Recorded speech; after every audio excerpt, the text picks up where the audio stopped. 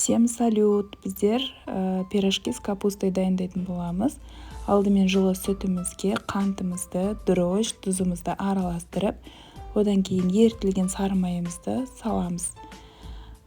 Барлығы араласқаннан кейін ұнымызға массамызды құйып, жұмсақ қамыр илейміз.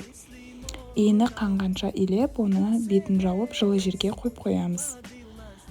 Содан кейін начинкамызды дайындаймыз. Начинка әркімнің өзінің қалауынша бола береді. Картошкамен болса да болады.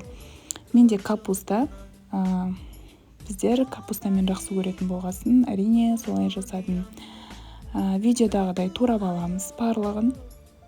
Морковты теркадан өткіздім. Начинкамыз дайын болғаннан кейін қызып тұрған табаға жуамызды салып, сары цветке енгенше араластырамыз. Содан кейін чесногымызды салып, араластырып, содан кейін морковымызды саламыз. Оны кішкене бұқтырамыз. Одан кейін капустамызды салып, 10-15 минуттай бетін жауып бұқтырып қоямыз.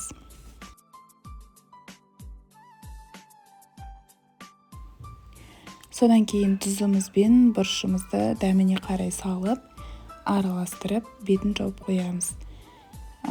Бұл начинкаға ешқандай су қоспаймыз, потому что капустаның өзінің согы болады.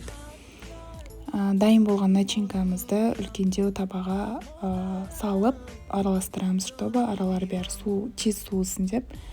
Міне біздің тестіміз дайын болды. 2 бөлікке бөліп, өзімізге керек пішінде жасап аламыз.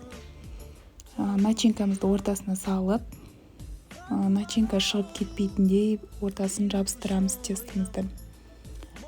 Міне біздің пирожкеміз почти дайын. Қызып тұрған майға екі жағы сары цветке енгенше қуырып аламыз. Міндетті түрде жасап көріңіздер. Прям күшті шығады, тәп-тәтті. Тесто енді бомба.